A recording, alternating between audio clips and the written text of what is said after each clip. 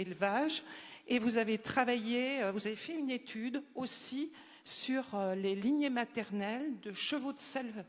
C'est ça, hein? Donc on va vous donner la parole juste après. On va démarrer avec vous, Éric Touron. Alors, il y a un an, la région Pays de la Loire a adopté un plan de soutien à la filière équine. 6 millions d'euros jusqu'en 2020. 6 millions, où est-ce que va cet argent? On va essayer d'en donner les principales destinations. Vous allez nous dire pourquoi cet argent et où elle va. Alors allez-y, vous démarrez. Alors pourquoi cet argent? Tout d'abord, la région a pris conscience de l'importance de la filière sur son territoire, puisque ce ne sont pas moins de 4000 emplois directs et indirects que nous comptons sur cette filière en Pays de la Loire. Et donc, nous avons voulu, avant tout, être un levier de nouvelles actions pour cette filière. Alors, il y a des événements, et Christophe Béchu en a parlé, des événements importants en Pays de la Loire, et notamment à Angers et au Lyon d'Angers. Voilà, le mondial demain, que nous soutenons fortement. Il y a 3 événements phares, sans vouloir minimiser l'ensemble des concours qui se déroulent en Pays de la Loire, mais nous avons le jumping de la Baule, nous avons le mondial du Lyon et nous avons la grande semaine à Saumur. Et là, vous avez déjà 400 000 euros de soutien qui, chaque année, s'inscrivent dans notre budget. Donc ça, c'est pour les événements. Voilà. Alors ensuite, sans vouloir inciter au vice, vous savez tous que la filière se finance par un prélèvement sur les enjeux et qu'il faut, et Christophe Béchu l'a bien imagé, il faut inciter les gens à venir vibrer sur les hippodromes. Et pour cela, nous avons mis en place un plan de modernisation des hippodromes. Alors un exemple très concret qui sera en service dans quelques semaines. Nous avons aidé l'hippodrome de Laval à développer sur son site un réseau Wi-Fi pour pouvoir jouer directement avec les smartphones et ne plus passer par les guichets du PMH. Ouais. Voilà. Ça, c'est de la modernisation. Rappelez-nous combien d'hippodromes? Alors, il y a 47 hippodromes sur les Pays de la Loire. Très bien. Alors ça, c'est les courses. L'élevage, quel soutien pour l'élevage? Alors l'élevage, nous avons aujourd'hui une nouvelle association qui est née, un Pays de Loire, Chevaux Pays de la Loire. Cheval Pays de la Loire, Cheval Pays de la Loire, voilà, que nous allons soutenir. Ils sont en train de rédiger un programme d'action. Donc la région, comme je vous le disais, est un levier. J'oserais dire aux professionnels, aidez-vous, la région vous aidera. Donc nous attendons ce programme. Toutefois, nous souhaitons aussi, à travers le Conseil des équidés, et je salue son président, Gaby Bonin, qui est présent, retrouver une véritable interprofession.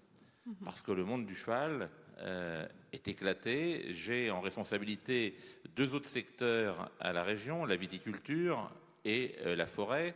Quand je parle avec Interloire, je parle avec l'ensemble de la filière viticole. Quand je parle avec l'Atlan-Bois, je parle avec toute la filière bois.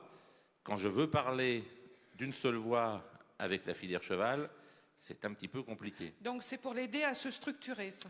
Nous voulons l'aider à travers le Conseil des équidés à se structurer, pouvoir mettre autour de la même table des acteurs différents, parce qu'il est vrai que nous, ici dans les Pays de la Loire, nous avons une filière course qui est quand même très importante, une filière sport qui l'est tout autant, et que quelquefois le monde des courses et le monde du sport ont du mal à se comprendre, et j'irais même peut-être un petit peu plus loin, même des fois se parler.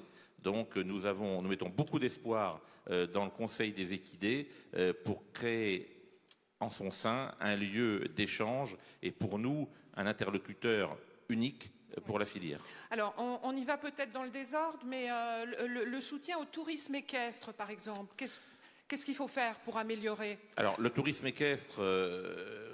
dans les problème d'hébergement, souvent. Voilà, dans les Pays de la Loire, nous avons de très beaux circuits.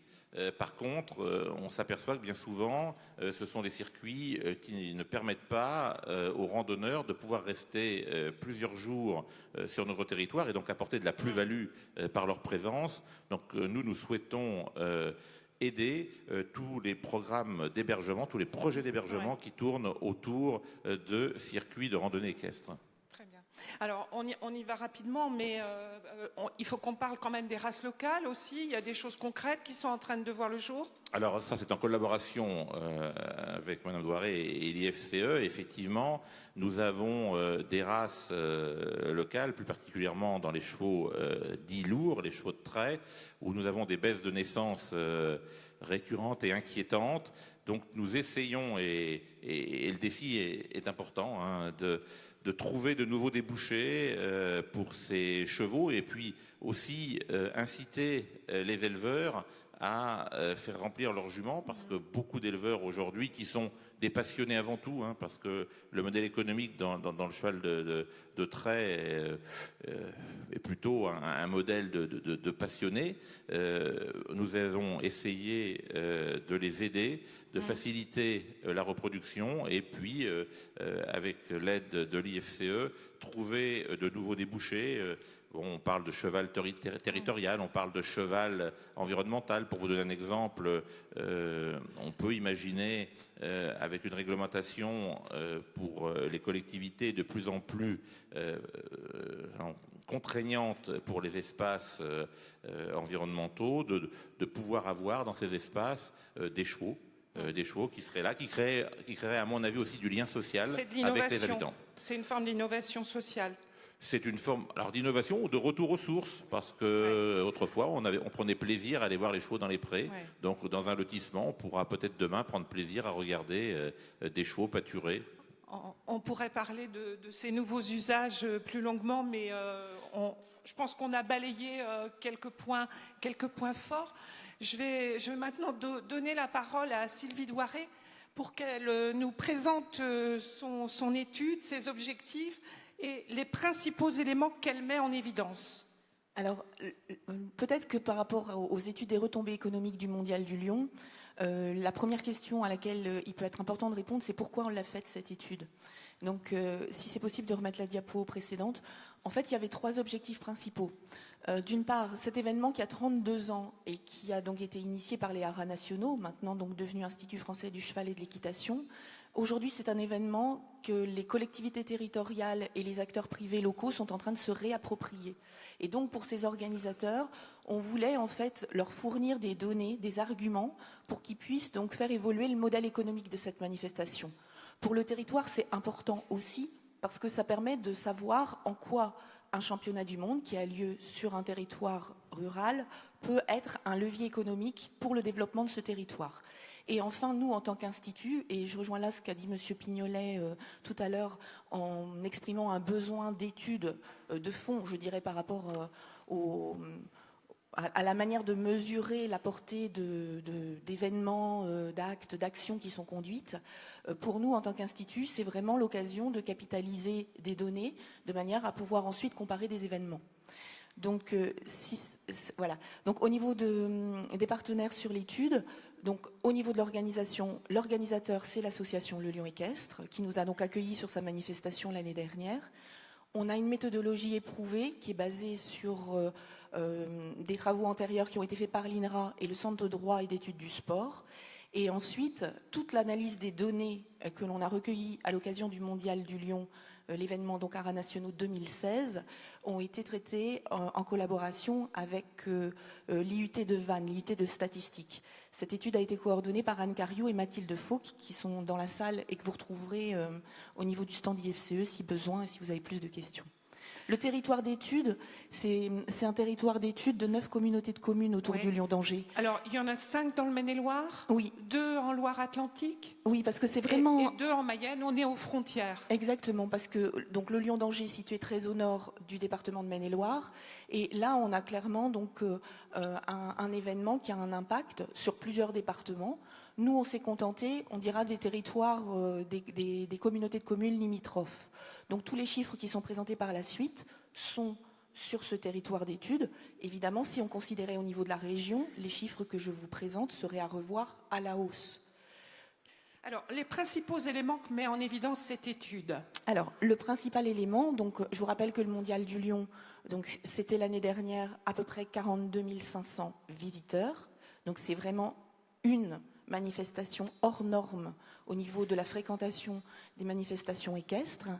Et donc, c'est un budget d'organisation de 750 000 € à peu près. Et donc, si vous voulez bien passer la diapo suivante, on a donc des visiteurs qui viennent de toute la France, qui font donc en moyenne 150 km pour venir. Et le chiffre clé, s'il faut le retenir un chiffre, vous le trouverez sur la diapo suivante. Encore la suivante, s'il vous plaît. C'est que pour 750 000 € donc, investis donc, par les partenaires publics et privés sur cette manifestation, il y a un coefficient de multiplication qui est de 2,5, ce qui fait que toujours sur ce territoire d'études, on a donc à peu près 1,9 million € qui sont donc rapportés sur ce territoire. Donc 1 € injecté dans la manifestation, c'est 2,50 € apportés au territoire. Et là, on ne considère que ces 9 communautés de communes. Si on était à l'échelle de la région, ça serait plutôt donc un coefficient de 3 ou de 3,2 qu'il faudrait appliquer. Ouais, alors, est-ce qu'il y a des comparatifs avec d'autres manifestations équestres? Oui, effectivement, parce que donc l'étude telle qu'on l'a conduite, c'est une étude qui a déjà été éprouvée sur d'autres manifestations, notamment donc les Jeux équestres mondiaux 2014. Et les Jeux équestres mondiaux 2014, à l'échelle de la région Normandie, le coefficient multiplicateur était de 1,25. Donc 1 € investi sur les Jeux équestres mondiaux ont rapporté 1,25 € au territoire. Ça veut dire que là, cet événement mondial, il crée une dynamique au niveau de l'économie du territoire qui est vraiment dans le top au niveau des résultats économiques. Ouais. Et alors, qu'est-ce que vous avez appris sur les spectateurs ? Alors, si c'est possible de repasser la diapo précédente. Donc, les spectateurs, notre étude a surtout confirmé des choses dont on se doutait. Vous savez que la population équine, c'est une majorité de femmes. On la retrouve dans le public. On a par contre une belle surprise en se disant que sur cet événement, c'est un événement fédérateur parce qu'effectivement, on a des visiteurs qui ont, par exemple, un cavalier dans la famille. Certains sont professionnels, bien sûr. Mais on a aussi beaucoup de gens pour lesquels c'est la seule fois dans l'année où ils voient un cheval, qui sont vraiment des néophytes. Ils viennent là pour la beauté du spectacle. On a donc un événement qui fédère les différentes classes d'âge et on a donc un événement qui, au niveau des catégories socio-professionnelles qui le fréquentent, est relativement équilibré. Donc là, vous avez le trio de tête. Donc les employés qui sont donc les plus nombreux, les retraités qui viennent souvent avec leurs petits-enfants, surtout quand ça tombe pendant les périodes de vacances scolaires, et puis donc les cadres et les professions libérales qui sont aussi parmi les plus représentés. Ouais. Les prolongements à cette enquête? Alors, les prolongements à cette enquête, c'est qu'on est vraiment dans une méthodologie qui travaille sur les 3 piliers du développement durable. Donc, en 2016, on a fait l'étude économique. En 2017, donc à partir d'aujourd'hui, on commence à enquêter donc, pour travailler le volet social de cette étude d'impact. Et en 2018, on travaillera donc le volet environnemental. Et là, on sera capable de présenter des papiers scientifiques qualifiant donc cette manifestation sur ces 3 volets. Qu'est-ce qui vous a le plus surpris finalement dans ce que vous avez appris dans cette étude? Eh bien, à l'inverse, en fait, ça nous a pas. C'est surtout que les résultats ne nous ont pas surpris. C'est une manifestation pour laquelle il y a une organisation qui est très très fine, très poussée. Il y a aussi un plan marketing autour de cette manifestation. Et cette étude est plutôt venue confirmer de manière factuelle des choses qui étaient de l'ordre du pressenti. Vous étiez dans le juste, On était dans le juste, maintenant on peut le prouver. Voilà, très bien, merci. Merci.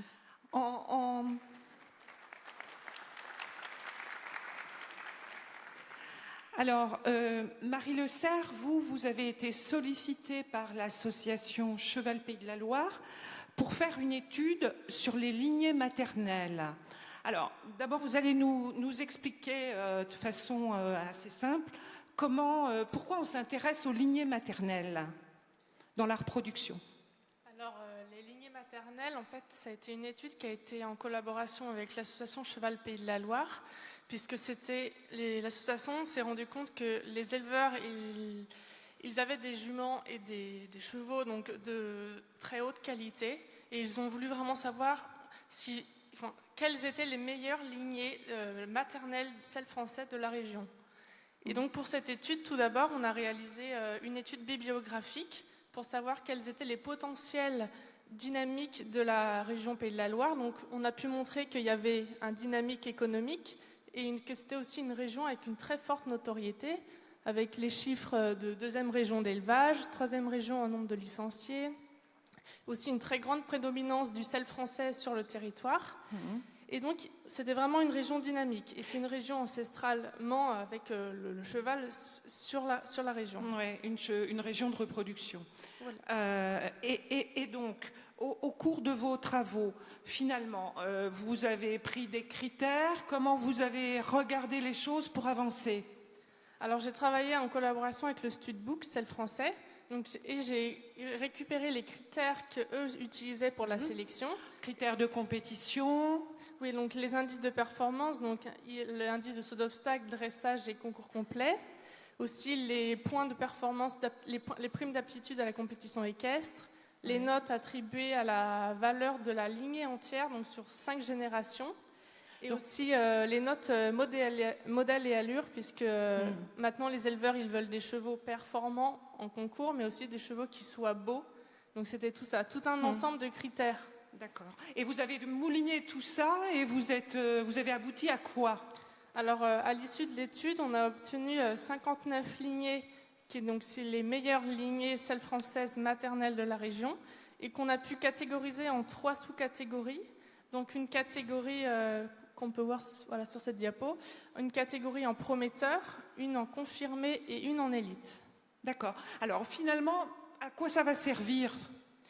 C'est la question qu'on se pose parce que on voit bien que pour des éleveurs, ça peut être précieux d'avoir ces éléments, ces données.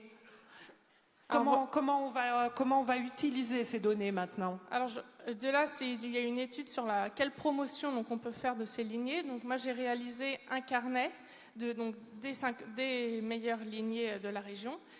Et j'ai aussi réalisé, à l'issue de ces 59 lignées, j'ai récupéré un fichier qui récupère toutes les juments de moins de 15 ans qui n'ont jamais été à la reproduction.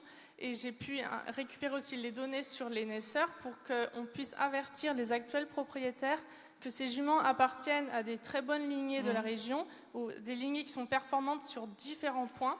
Et ainsi que c'est intéressant de les remettre à la reproduction pour vraiment perpétuer cette tradition de lignée prometteuse, celle française de la région. Donc c'est un outil pour les éleveurs. Voilà.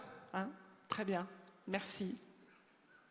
Alors, il y avait d'autres slides que vous aviez préparés.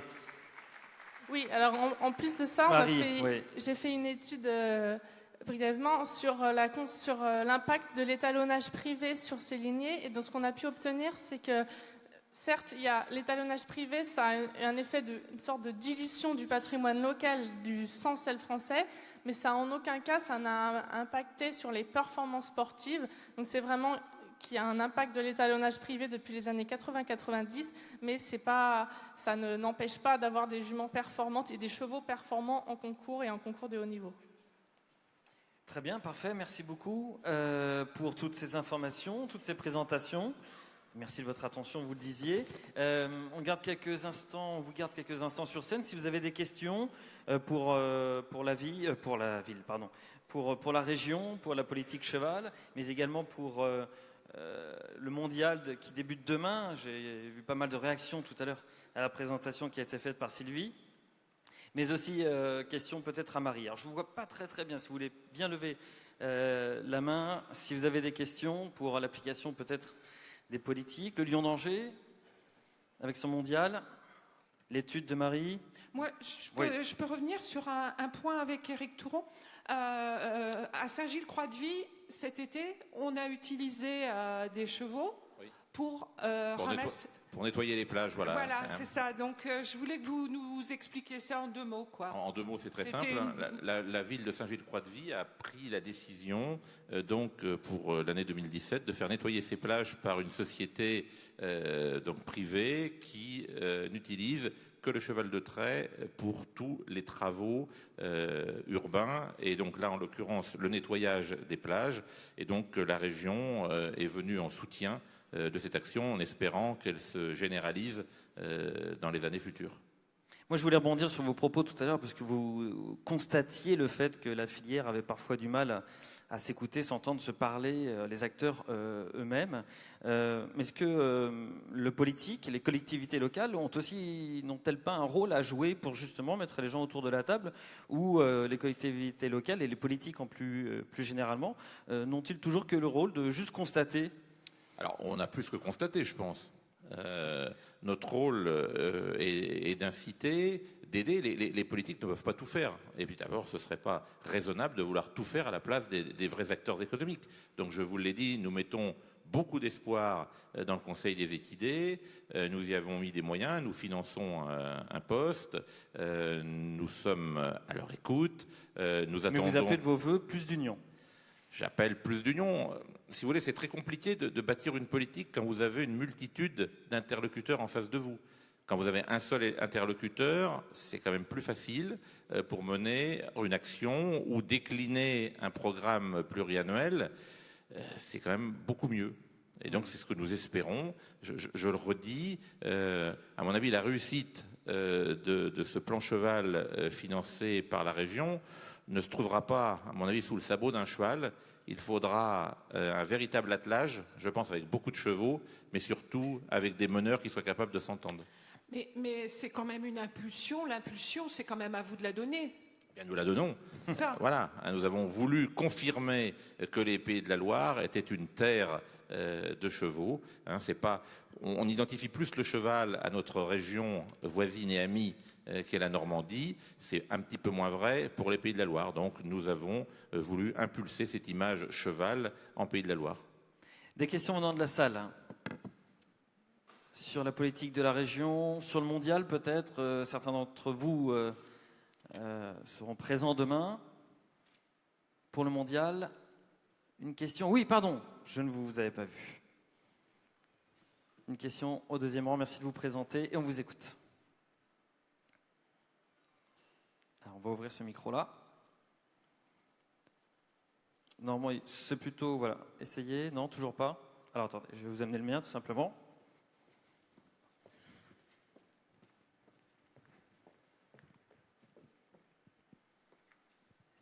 Bonjour.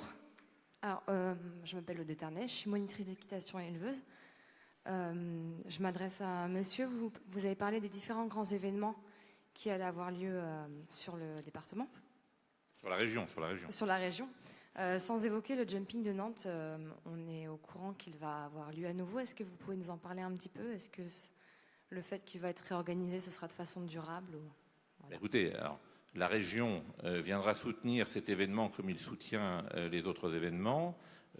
C'est une bonne chose pour moi que ce jumping revoie le jour. La région va intervenir sur l'investissement, puisqu'il faut réinvestir dans une carrière, dans du matériel. Donc, voilà ce que je peux vous dire aujourd'hui. Alors après, je ne peux pas me substituer aux organisateurs. La région a répondu présente pour venir soutenir l'investissement nécessaire pour remettre en marche ce jumping de Nantes, qui a eu en son temps un beau succès. Et qui en aura un, à mon avis, avec les personnes qui aujourd'hui sont à l'œuvre pour le faire revivre.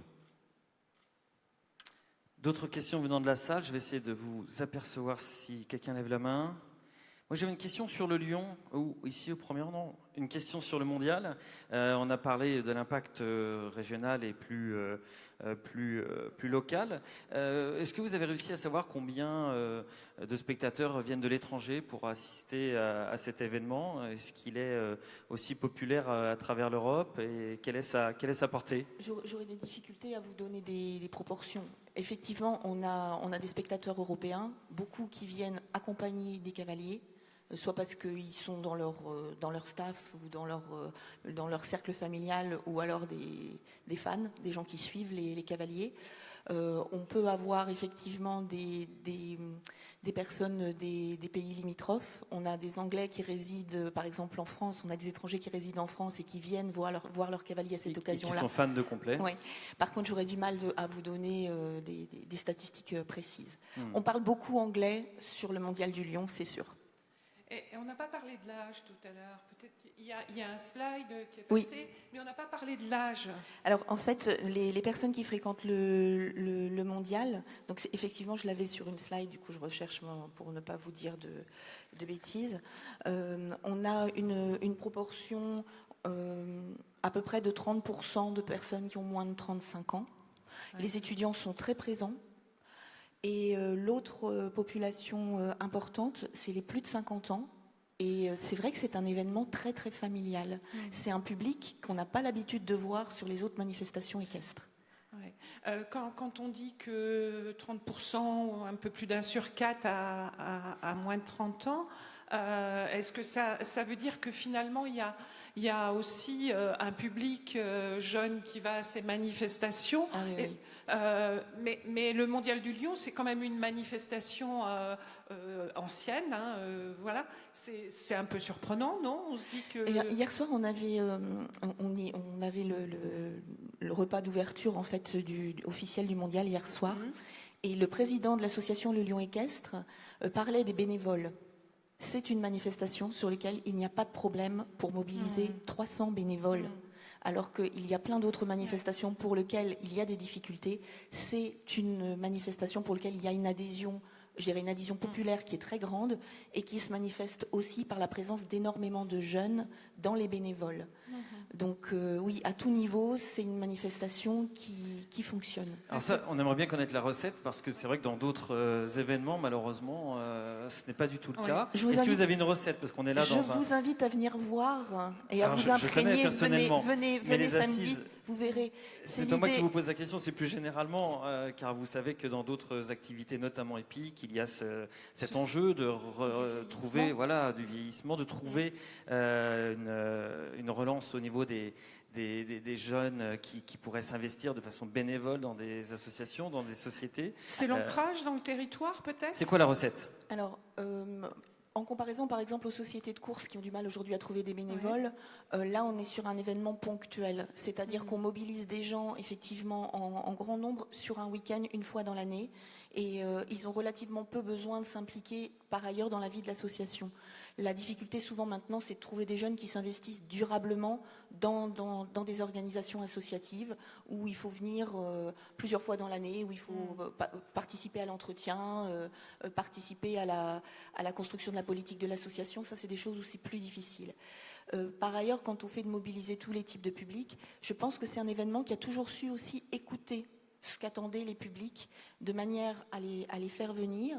Et en parallèle de la dimension sportive, qui est d'une qualité indéniable, il y a toute la partie village exposant, puisqu'on a à peu près une centaine d'exposants qui sont présents là, ce qui fait que même si on ne s'intéresse pas particulièrement au cheval, on peut trouver un intérêt à venir passer son samedi ou son dimanche sur place. Et on l'a vu d'ailleurs, le public dépense beaucoup d'argent dans les stands. Oui. Oui, à peu près 50 € par spectateur. Donc c'est le panier moyen. C'est le panier moyen, c'est énorme. Ça fait rêver pour beaucoup d'organisateurs d'événements. Tout à fait. C'est pour ça que quand je vous parle d'1,9 million de retombées économiques sur le territoire local, vous imaginez bien que tous les exposants ne sont pas des exposants venant du territoire et qu'il y a aussi beaucoup alors on peut appeler ça des fuites d'un point de vue technique, mais en tout cas beaucoup d'argent qui est dépensé sur le mondial par les spectateurs. Je vous rappelle, un panier moyen à peu près de 49 €.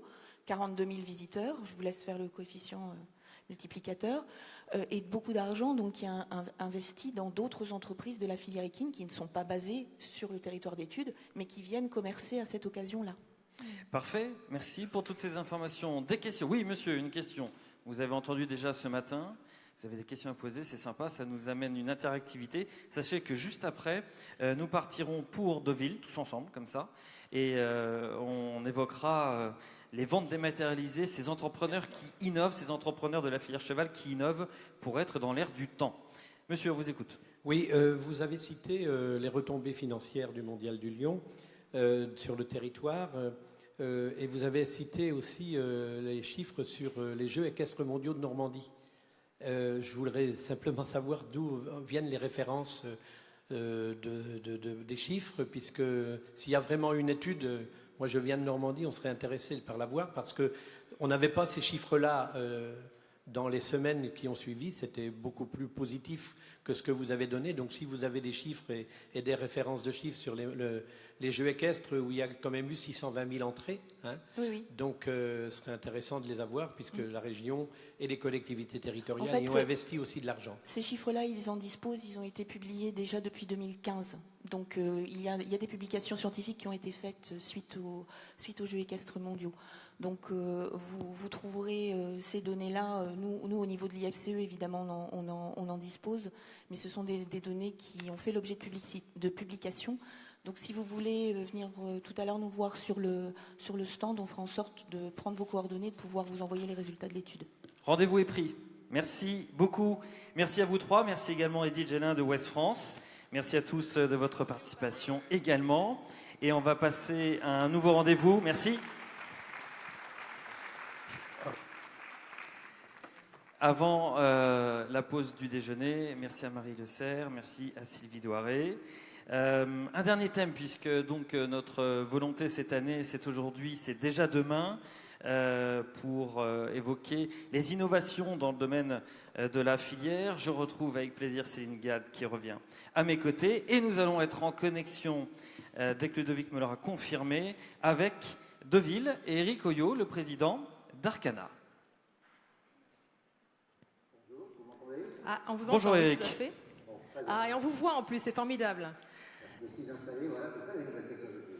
Alors Eric, c'est très gentil parce qu'on avait pris un peu de retard, vous avez gentiment accepté de décaler un petit peu votre intervention, sachant qu'on imagine que vous êtes un petit peu sur le grill, parce que si vous n'êtes pas avec nous physiquement, c'est parce que les ventes de Deauville, c'est aussi en ce moment, les ventes d'octobre qui ont débuté hier.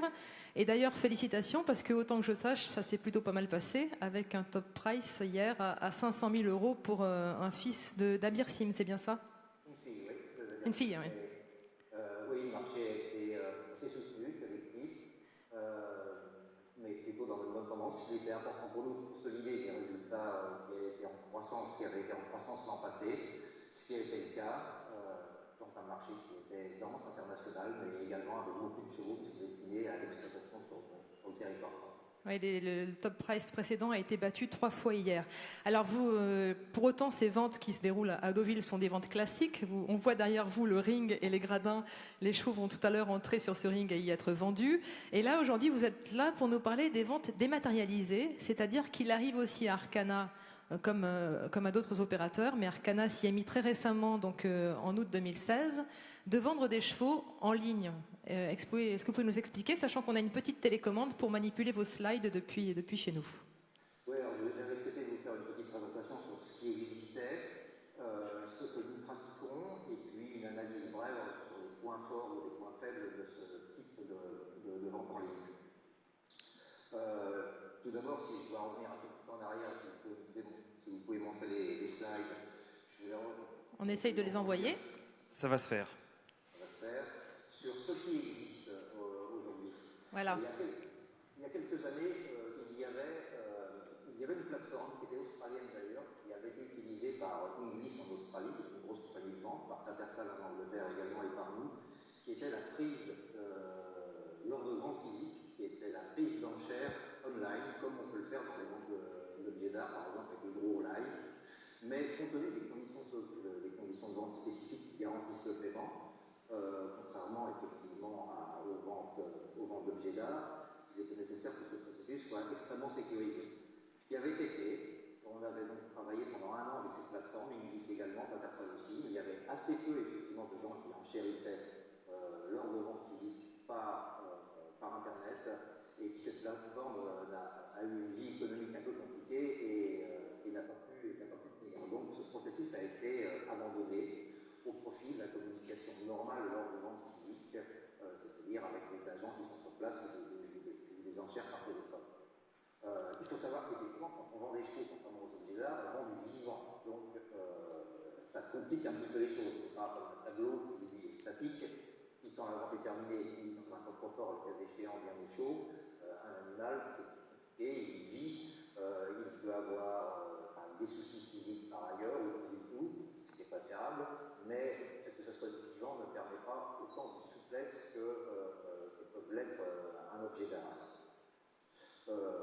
Autre chose qui a pu exister, toujours en Australie, qui sont quand même assez au point en termes d'innovation, une société qui s'appelait Bloodstock.com, qui faisait des ventes assez régulières, on était encore au stade des ventes un peu cataloguées, qui ressemblaient finalement à des ventes un peu le style de Bon Coin, d'une certaine manière. Ce modèle a été repris par Enedis, qui maintenant organise des ventes tous les mois, on va dire, de chevaux un peu de tout venant. Le processus pour le modèle économique n'est pas véritablement avéré, parce que ça demande quand même une équipe relativement importante pour des chiffres d'affaires qui sont peu importants. La difficulté de vendre ne se fait avec des stocks qui vont bon marché et que ce sont des choses qui se trouvent à différents endroits. L'acheteur est obligé d'aller voir, il y a une concentration. Donc, pour des chevaux de petit montant, c'est souvent un peu délicat où il n'est pas forcément raisonnable de faire des centaines de kilomètres par une petite valeur qui sera lui exposé. Parce que c'est toujours la même chose. En fait, il est nécessaire de pouvoir, de l'inspecter pour pouvoir décider de l'acheter. Donc, le modèle roule, fonctionne plutôt avec des valeurs, avec un modèle économique qui n'est pas intéressant. Autre système qui existe également, alors, système équivalent aussi en Nouvelle-Zélande avec Gavelaos, qui dépend de ce qui s'appelle New-Zealand Pistol, peut-être pas similaire. Personne n'a essayé de relancer quelque chose spécifique au point de l'a abandonné, donc c'est pas aussi utile que ça. Puis nous avons créé Arcana Online, un principe différent. Dans le sport, il existe aussi aux États-Unis et au Canada des systèmes de vente online avec une concentration de chevaux, donc ça c'est un modèle qui fonctionnait. FEX vient de lancer aussi un modèle online sur des choses qui ne sont pas forcément concentrées. Et puis une jeune société qui s'appelle Equestrian, ainsi que une société en Hollande, vend totalement des embryons. Alors là, on a les inspectés, mais également des petits militaires de ces qui demandent moins d'inspection, si j'ose dire, que le fait un cheval en pleine militaire. Donc maintenant, je vais revenir sur fort de ces expériences. Nous avons créé Arcana Online qui est totalement différent. Il s'agit du principe un cheval. Il s'agit d'un produit identifié, donc on a commencé avec des ventes d'étalons, par des talons pour lesquels il y a assez forte demande. On a vendu des parts de marketing, par aussi des parts de Havre, qui étaient des biens, si j'ose dire, sur lesquels la demande était sinon plus forte que notre. Donc c'est tout fait choisi pour effectivement le processus puisse marquer. Également les choix d'entraînement, également les petites lumières. Mais ceci demande une réflexion. En fait, ce que vous nous expliquez là, c'est que finalement, ça ne s'applique pas, par exemple, à un yearling inédit, dont les gens vont vouloir en effet voir les aplombs, la façon dont ils se déplacent, etc. Là, ce que vous vendez, ça a déjà en effet un prix sur le marché parce que ce sont des chevaux qui ont quelque part déjà débuté, aussi bien. Un ou quelque chose d'un peu prouvé comme une part d'état d'alcool. Voilà. Là, on pourrait passer à un yearling de grande valeur qui serait, par exemple, exposé où les gens viendraient voir pendant, par exemple, 5 jours avant la mise en ligne d'une vente qui durerait 24 heures. Mais le marché des yearlings, on l'achète souvent par comparaison, c'est-à-dire nécessaire d'avoir un choix relativement large pour pouvoir comparer un produit par rapport à un autre. Et quand on est battu, on se reporte sur un autre, c'est différent, c'est pas un produit unique. C'est la raison pour laquelle, effectivement, Arcana Online a bien fonctionné parce que c'était le produit unique, véritablement. Donc, pour vous donner une petite explication de la manière dont ça marche. Prenez par exemple, l'an passé, nous avons passé un truc qui s'appelle Vedevan, qui est un cheval qui avait un gros potentiel pour l'exportation.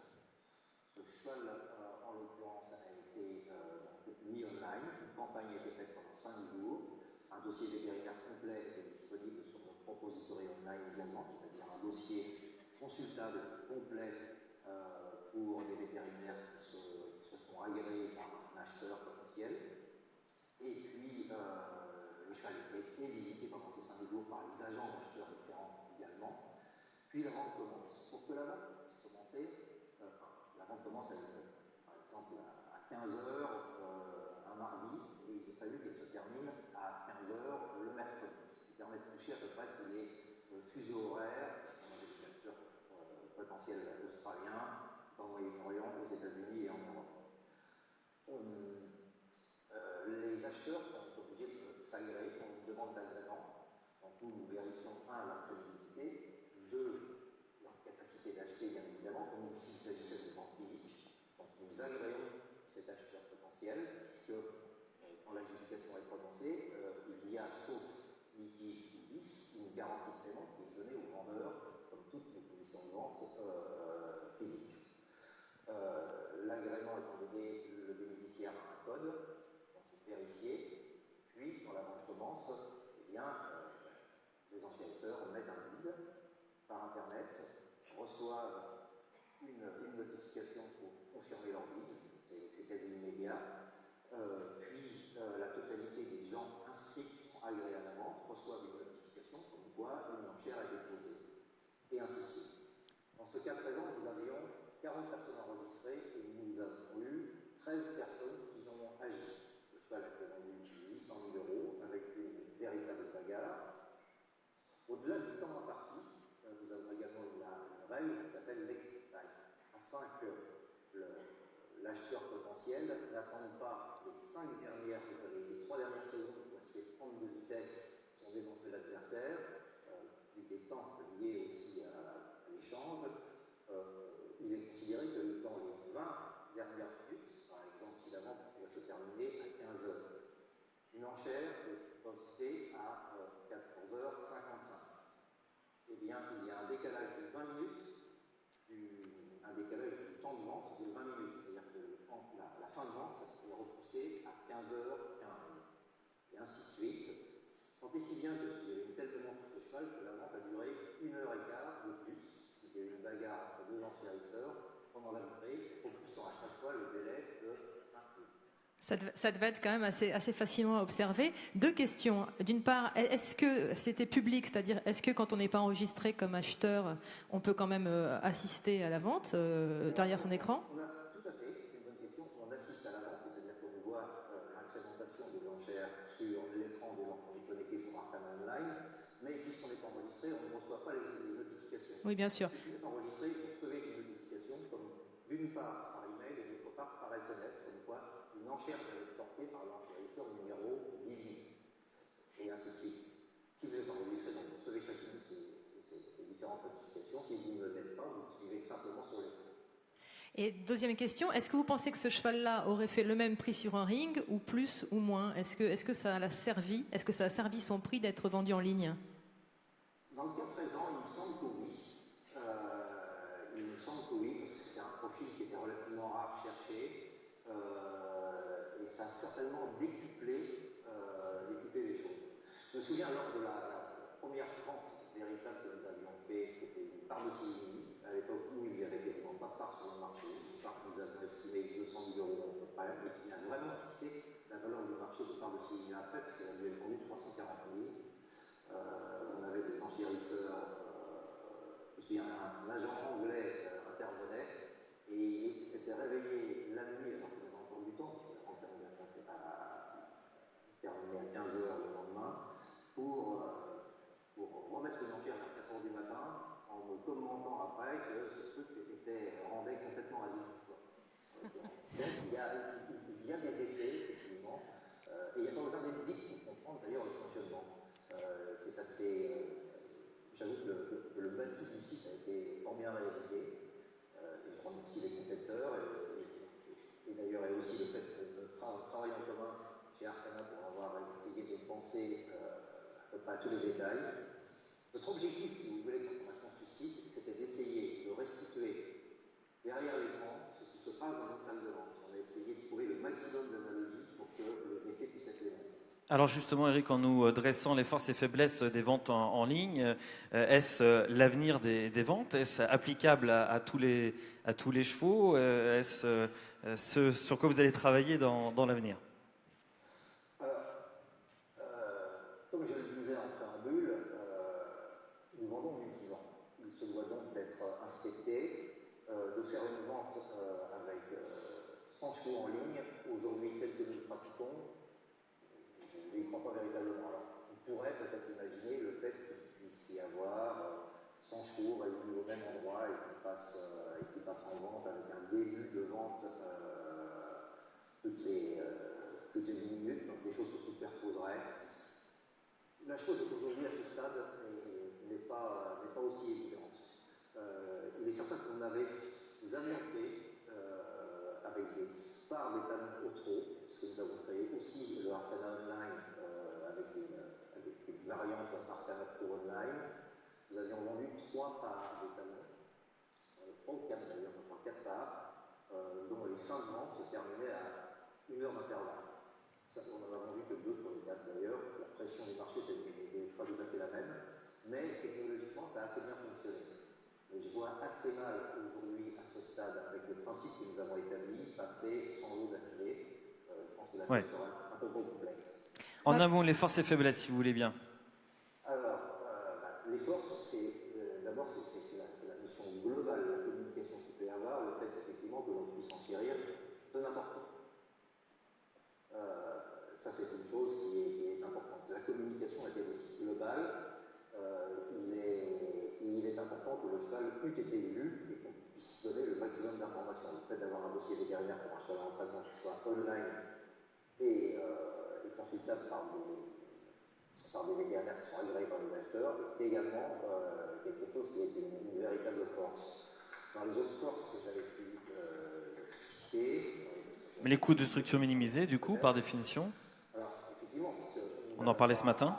Nous n'avons pas à ouvrir la totalité d'un établissement de vente qui, sur des ventes comme ici, peuvent employer en termes de vacataires et de personnel, peut-être 50 personnes pour faire tourner la machine. Là, effectivement, avec 4 personnes qui, par ailleurs, peuvent faire quelque chose entre le coup et simplement un veilleur permanent, on peut effectivement réaliser le channel vente. Et puis, je citais également... le timing flexible. Alors, le timing flexible, ça, c'est la notion d'opportunité. Alors, c'est quelque chose qui fonctionne pour ce que je citais pour un cheval, une vente sur le processus d'arcana online. C'est-à-dire qu'on prend le moment où l'on considère pour exposer au marché le haut de l'asymptote éventuel de sa valeur.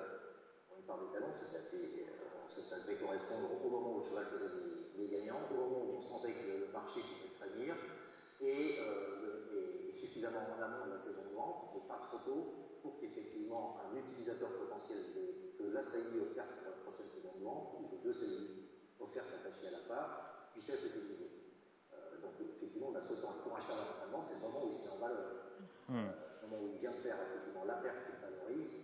Là, on l'utilise et on prend l'opportunité de le mettre sur le marché avec toutes les garanties de... Vous aviez établi également une liste de risques. Oui. Alors, des risques, il y en a.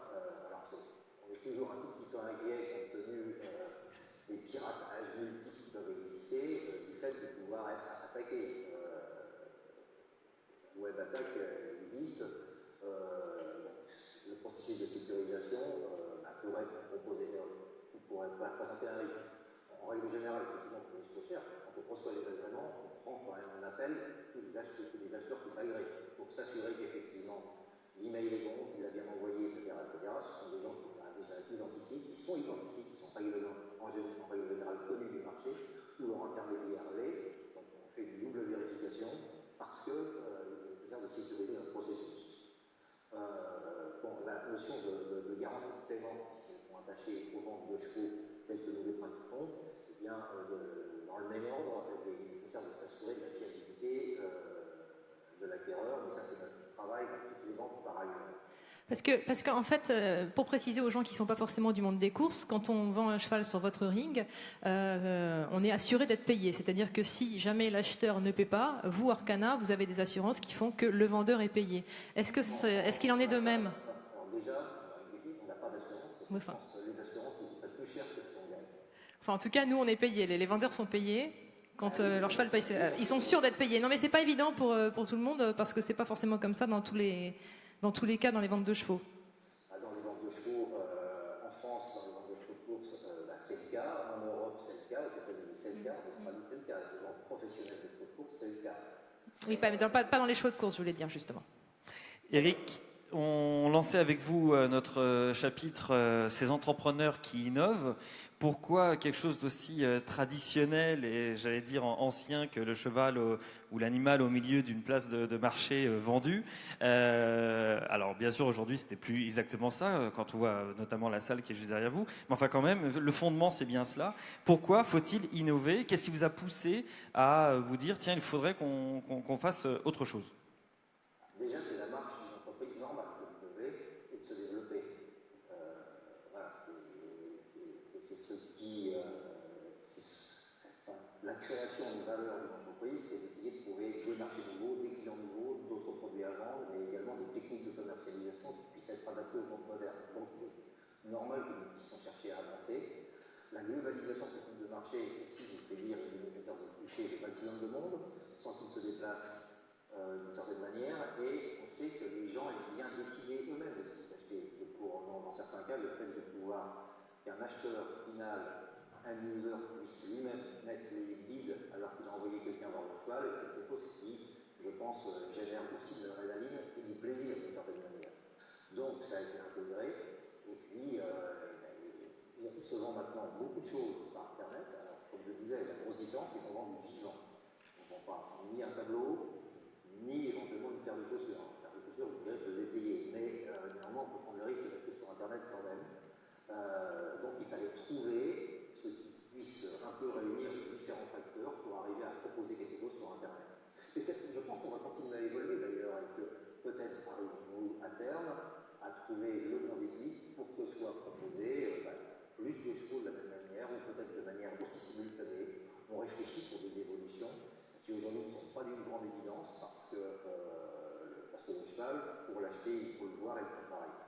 Mais on va continuer à essayer de développer cette notion d'arcade online de toute manière, peut-être même l'exporter. Enfin, c'est véritablement notre objectif, de manière à être dans le bon mouvement et le bon développement. Céline, une dernière question. Oui, juste les garanties pour l'acheteur finalement, est-ce qu'elles sont exactement les mêmes que s'il l'avait acheté sur un ring, c'est-à-dire par exemple les vis rédhibitoires, etc. Alors, très bonne question. Oui, puisque de toute manière, il y a une petite chose réglementaire qui est nécessaire de faire valoir. Il y a deux procédures. Aujourd'hui, vous savez que les ventes aux enchères sont en France régulées par un organisme de contrôle qui s'appelle le Conseil des ventes volontaires, qui dépend du ministère de la Justice d'ailleurs, et qui donne à une société l'agrément de pouvoir vendre en vente publique, de pouvoir organiser des ventes publiques. Pour faire des enchères véritablement, des enchères par Internet, il est nécessaire d'être une société agréée par le Conseil des ventes. Les sociétés qui se lancent sur les ventes par Internet sans être une société agréée ne peuvent pas le faire, ou alors c'est du courtage des enchères. C'est-à-dire que ce sont des offres qui sont transmises à un vendeur. C'est du courtage par Internet, et ce n'est pas de la vente directe. Ce n'est pas de la vente aux enchères telle que vous en connaissez la définition. Donc ça, c'est la première chose importante. Deuxième chose, les garanties légales de la vente et les conditions de vente, qui sont celles des ventes physiques, nous les appliquons également sur les ventes par Internet, sur le arcade online. C'est-à-dire qu'en un, il y a des garanties conventionnelles, telles qu'elles sont définies dans le catalogue de vente, auxquelles s'ajoutent les garanties légales, que sont par exemple les vis rédhibitoires. Raison pour laquelle il est important que les acheteurs consultent le dossier de ils ont les mêmes délais éventuels et exactement les mêmes règles. Alors, comme c'est à distance, par exemple pour un cheval physique, même pour un étalon, nous faisons vérifier qu'au moment du début des enchères, le cheval est dans l'état qu'il a été décrit par un vétérinaire qui effectivement nous email entendu. Je fais la même chose par exemple à la fin de la vente pour valider le fait que à la fin de la vente, au moment de la justification, il est dans son box en état, il a participé de colis par exemple. Il est dans le même état que celui dans lequel il était pour débuter la vente. Et à la fin de quoi, les recours éventuels sont les mêmes. Et je peux dire que cette précaution étant prise, sur toutes nos premières expériences, nous n'avons jamais eu le moindre doute. Merci Eric. Y a-t-il des questions dans la salle avant la pause du midi? Avez-vous des questions à poser sur cette innovation qui fait partie de l'ère du temps, avec les nouvelles technologies également, qu'on applique là à un domaine particulier de la filière? Il y a quelqu'un qui demande le micro là-haut. Il y a une autre vente prévue comme ça, dématérialisée bientôt, Eric, ou pas encore? Vous attendez l'opportunité ou c'est déjà prévu? On a quelques opportunités dans les tuyaux, il y a il faut que ça se déclenche, mais nous sommes toujours sur le guet. Alors c'est un peu sur des périodes. C'est plutôt printemps-automne, et éventuellement sortie d'hiver. Pendant l'été, assez peu, parce qu'il y a un enchaînement de ventes par ailleurs. Et oui.